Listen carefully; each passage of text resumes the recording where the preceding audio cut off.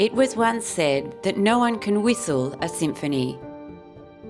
It takes a whole orchestra to play it.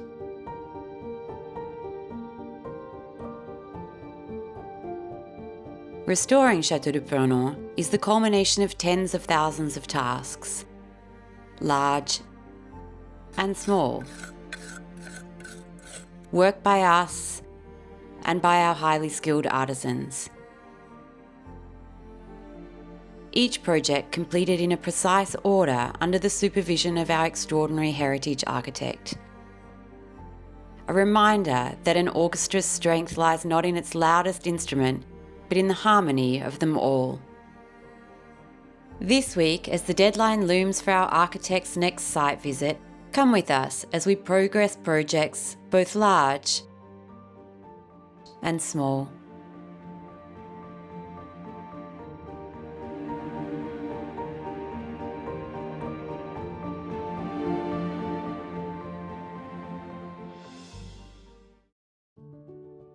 Last week we shared with you the progress of the restoration of the western moat wall. The failing wall had to be completely dismantled in order for the restoration to begin, giving us the chance to run a new network of pipes under the moat for runoff from the roof and wastewater. With the pipes now covered, our stonemasons' last task was to create the inspection chambers before they could lay the new foundations for the retaining wall that will sit behind the stone wall.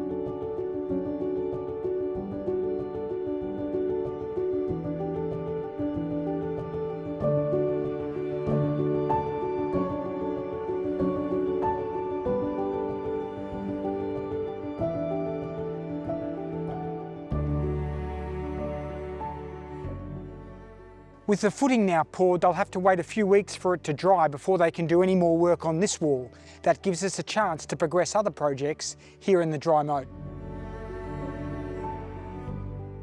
Soon after arriving at Purnon, we made an unexpected discovery. Under the tons of earth added to the moat over 100 years ago was stone gutters. These gutters were the original 18th century gutters that collected the rainwater which fell directly from the chateau roof. Volunteers from our local village came to our assistance and we started to uncover this network of gutters. Now, after half a decade, the restoration work on the chateau roof and facades is completed. Our stonemason's next task is to repair the stonework, returning the magnificent border around the chateau to how it once was in the 18th century.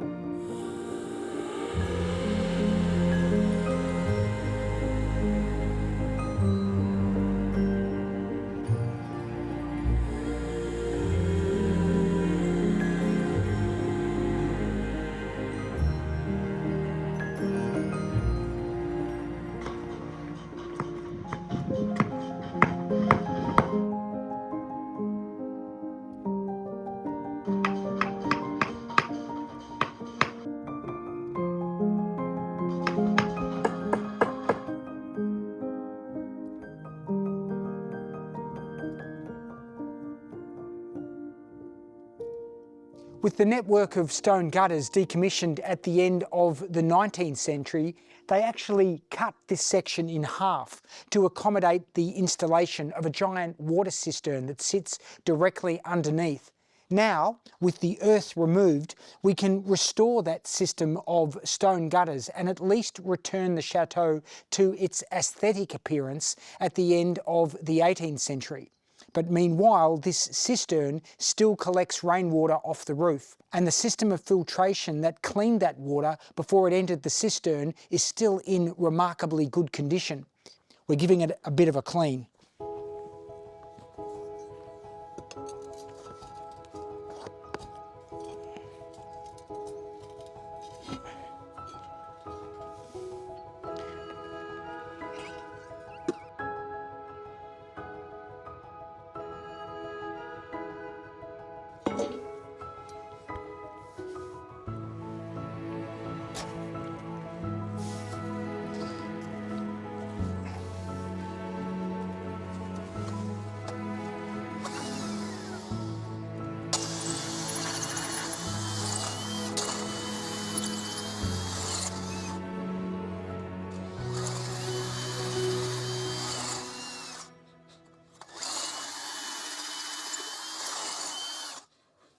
A big project here at the Chateau today. The team are installing the lightning conductors on the roof at Purnon. This is very important for protecting the Chateau against the dangers posed by lightning strikes and the fires that they can cause, which is a real risk to a building of the scale of Château de Purnon. What do they have to do? Well, they have to put an air terminal on the roof. This is the lightning conductor itself. There's then a down conductor or a thick cable that extends down the side of the building. And then finally at ground level, there is a grounding electrode.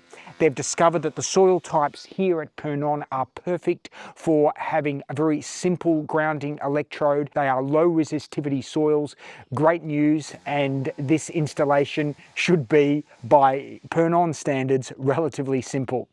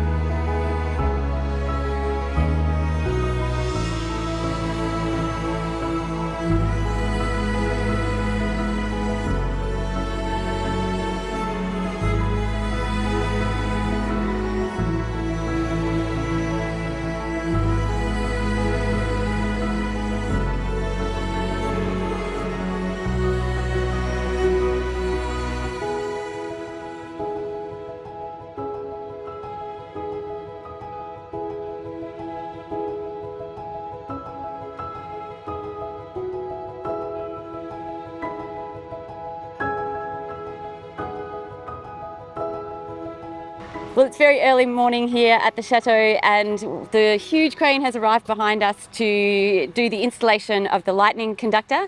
And I'm here with Mathieu from Goujon, who is going to explain to us how exactly the lightning conductor works. Ouais, alors on installe une pointe de paratonnerre en haut d'un bâtiment pour capter la foudre, de manière à ce que quand il y a un risque d'orage, on maîtrise l'endroit où va arriver la foudre. Donc oui, c'est cet appareil-là, ce qu'on appelle le paratonnerre, oui, et qui va générer des traceurs, un courant électromagnétique qui va appeler la foudre vers cet endroit-là. Okay. Ensuite, la foudre, quand il y a un orage et que la foudre arrive sur ce point, il va descendre le long du mât, ce qu'on appelle le mât.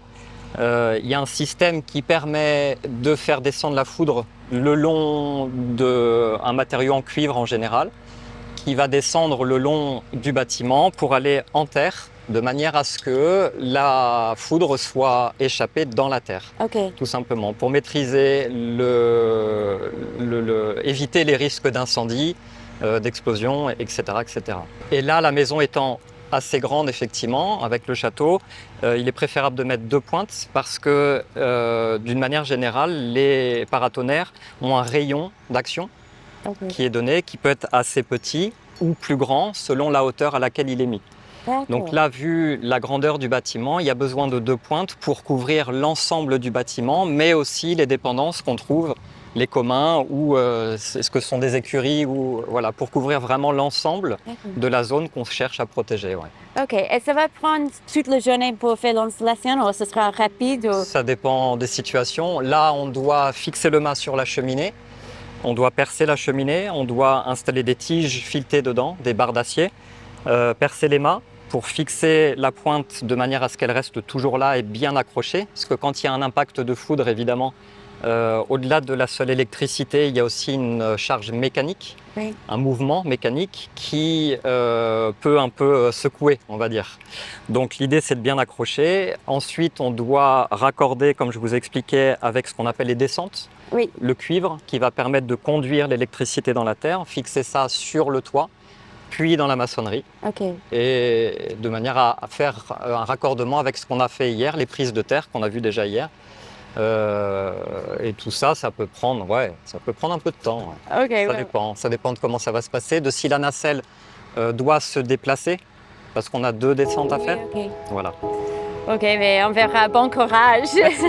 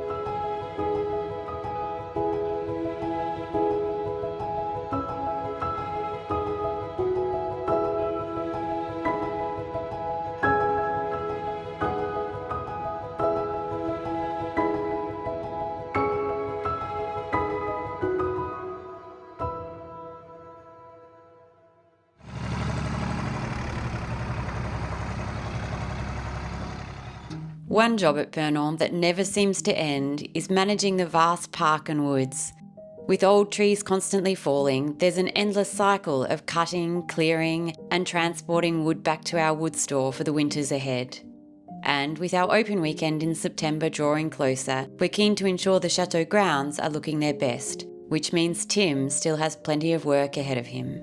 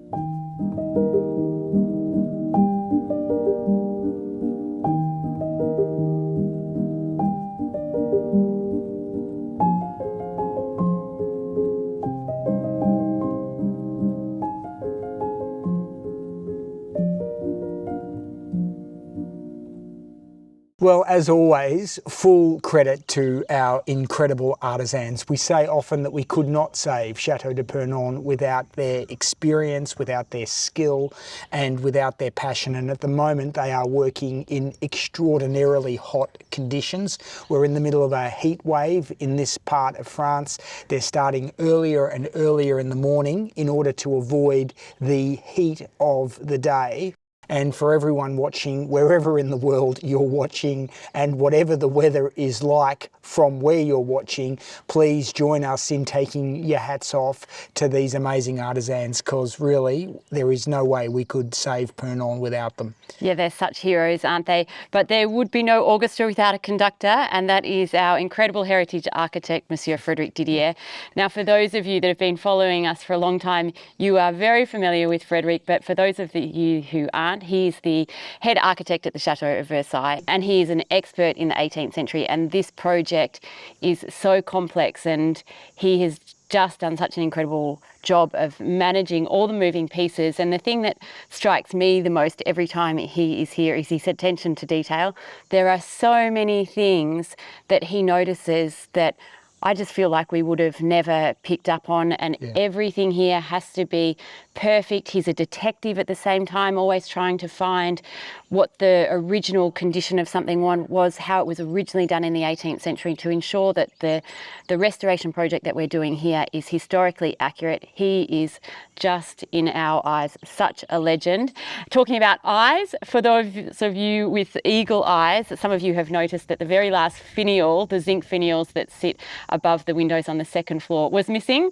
Well, this week when that large crane was here, that finial has now been put back in place. Yeah, it's great to see it back in place. And the thing I notice about our architect, Monsieur Frédéric Didier, is the way he can keep all the moving elements of the project in his mind at the same time. There are so many different facets to restoring Château de Purnon, aspects about the modernisation as well as obviously the restoration itself. And he knows exactly what stage each part is at, what has to happen next, what needs to be done, and the order it needs to be done in to make sure that this project is delivered as effectively as possible. So really full credit to him.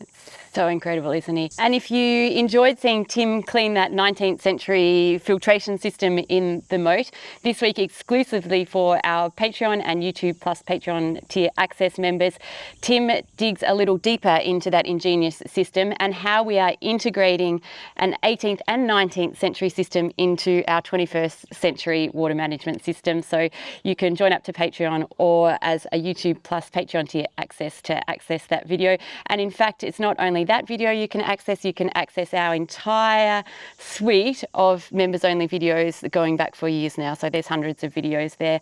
Otherwise, as always, we post a free weekly video here on YouTube every Sunday. Or if you would like to follow the restoration of Château de Purnon more closely, we post frequent updates on all our social media channels, Instagram, Facebook, TikTok, or just hit the subscribe button, turn on your notifications, and we will keep you updated here. See you next week.